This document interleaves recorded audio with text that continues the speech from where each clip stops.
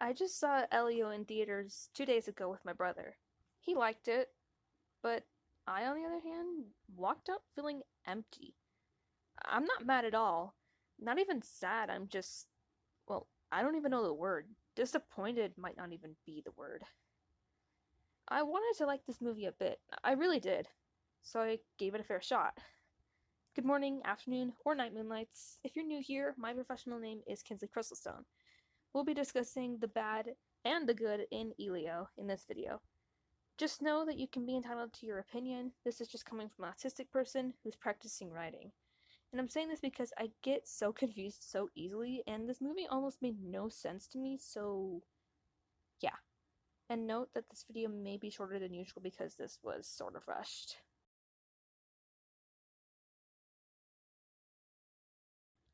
Elio is about a kid named, well, Elio, who wants to get abducted by aliens and somehow becomes Earth's ambassador to those aliens. Sounds fun, right? This could have been Disney and Pixar's redemption arc. But instead, it plays out like it's nothing special. Do you ever eat a cookie or anything that looks delicious but it tastes bland? That's Elio. I'm not saying it's god awful as YouTube makes it out to be, but it's painfully predictable. I knew exactly where it was going. It's like when the twist villain in a story is ruined by the writing itself. If you can name examples, then you can leave them in the comments if you'd like.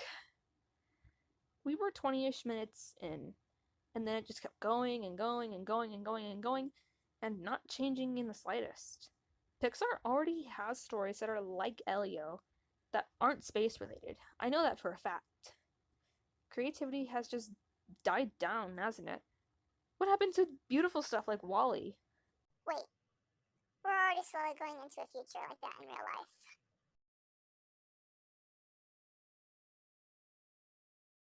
Can I name a single character in Elio? Sort of. They were cute, they were quirky, but they were forgettable. Disney definitely has the adorkable problem. Seriously, that's what a ton of their leads today. You could swap these characters in Elio out for background characters and it wouldn't change a thing. And I do really mean this. They look ordinary. And not in a good way. They tried hard to make Elio this adorable, misunderstood kid who's a victim of bullying because of his obsession with aliens, and I respect that.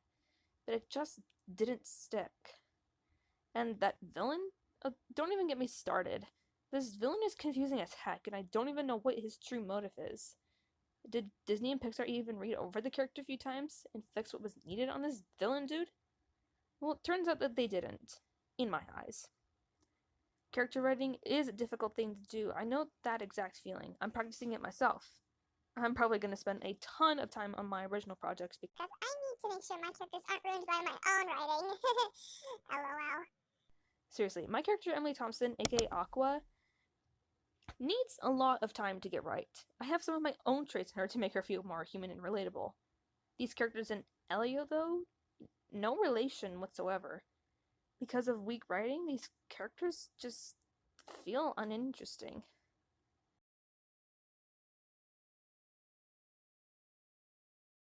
Okay, I need to talk about the villain. Lord Mr. McThingy, whatever his name is. Is he a villain? Is he just sad, protective, misunderstood, traumatized, broken, pure evil? He just loves his son. He's protective. Look, Disney, not every antagonist needs a tragic backstory, you know? Scar from The Lion King? Evil. Commits regicide on his brother and traumatizes his nephew for life. Done. Maleficent from Sleeping Beauty? Evil with a purpose. Tried to kill Princess Aurora. Done. Otto from WALL-E is preventing the redemption of the human race and continues to feed the people of the Axiom garbage from the screen technology. Done. This guy from Elio? He's like, I'm doing evil things. That's for my son, so don't judge me. Like, dude, pick a side, will you?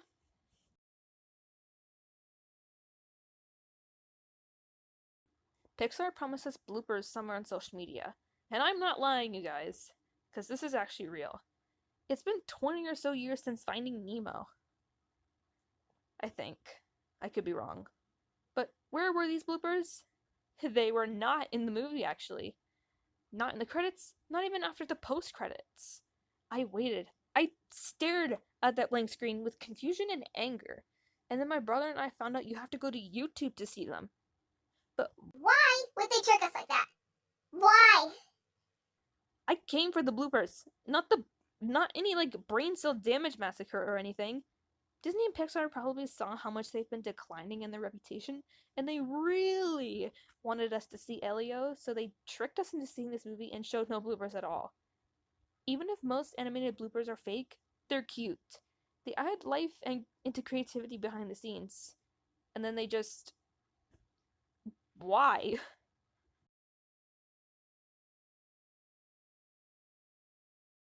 I'll say that the art style for the models isn't ugly, but it's definitely bean body central. Not in the best way either. Movies like Turning Red and Luca use this kind of style, but at least those movies are enjoyable. Every character looks like they were designed for a mobile game or even just for a TikTok challenge or something. And the composition? Ugh, it hurts as an artist myself. I already suck at art, but there's worse things. I just learned what the rule of thirds is, and now I can't unsee how badly this movie breaks it. It's made for clips, not cinema. Who's hiring these kind of people? Disney and Pixar used to make their designs vary in style, and their old designs of characters were so soft and elegant, pleasing to look at, even. They didn't need to make the change. I understand if they were trying to experiment, but they already made it worse. Sorry to say, but that bean style really throws me off. Bean, bean, bean, bean everywhere. Such stuff exists like the bean bodies in the game Rec Room, but at least those are pleasing to look at. The bean bodies are actually better than the full bodies, in my opinion. Oh, would you look at that? I've been talking too much. I do get distracted so easily. Haha. Lol.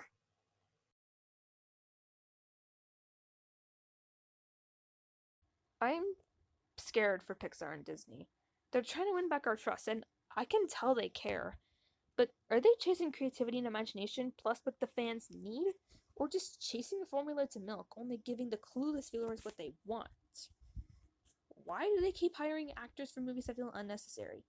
Do these actors even want to come and work for Disney today? Or are they like, oh look, a paycheck. Who cares? It's good. and remakes? Don't even get me started. Over 40 different live action remakes. Where's the original magic? See, this is why indie animation is better than Disney. Seriously, go find companies like Glitch Productions.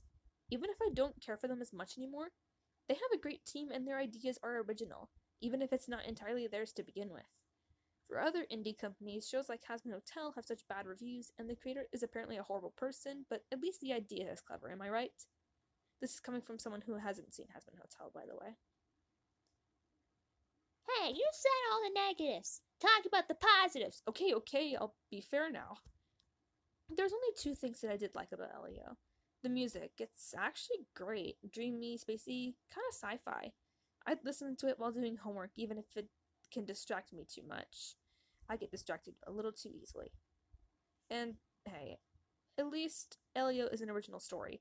Not a sequel, prequel, not a remake. It's definitely something.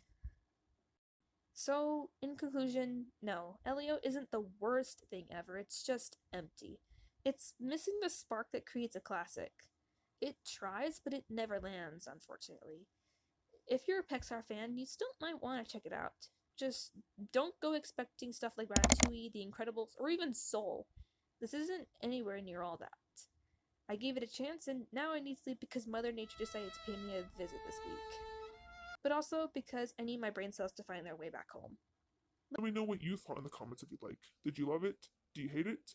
Or were you just as confused about Mr. Rig's villain, Dad?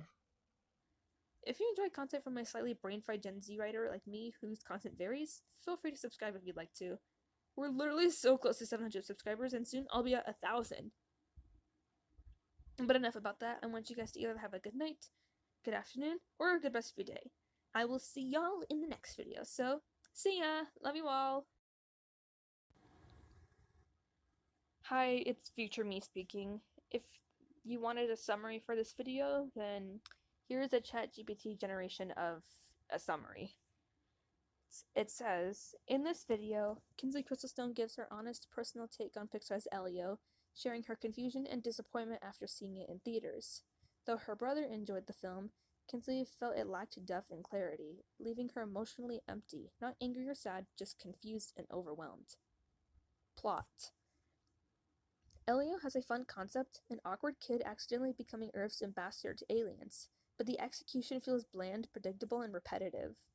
Kinsley compares it to a good-looking cookie that tastes flavorless and criticizes the lack of originality compared to earlier Pixar works like WALL-E.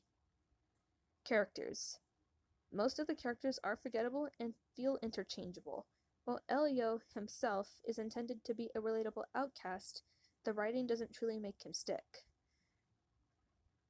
The villain, especially, is described as messy and confusing, lacking a clear motive and personality, which undermines the narrative. The villain, dubbed Lord Mr. McThingy for comedic effect, the antagonist is critiqued for being indecisive and poorly written. Kinsley argues that not all villains need tragic depth, and compares Elio's antagonist to unfavorably to clear out classics like Scar from The Lion King, Maleficent from Sleeping Beauty, and Otto from WALL-E.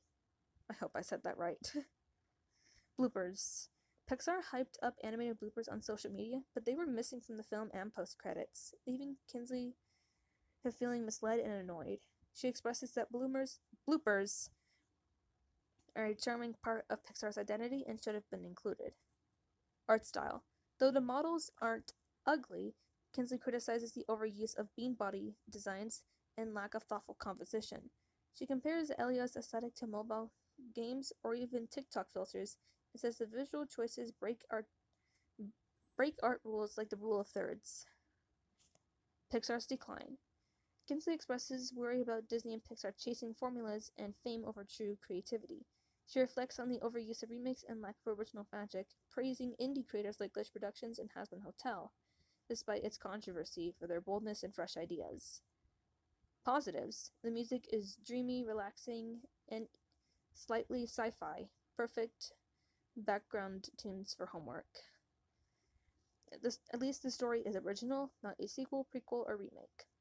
Conclusion. Kinsley doesn't hate Elio. She just thinks it's empty, lacking the emotional spark of Pixar classics like Ratatouille or even Soul. I don't think that's actually a classic, actually.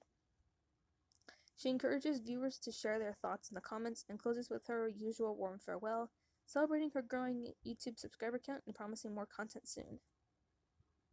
And that's it. But yeah, bye-bye.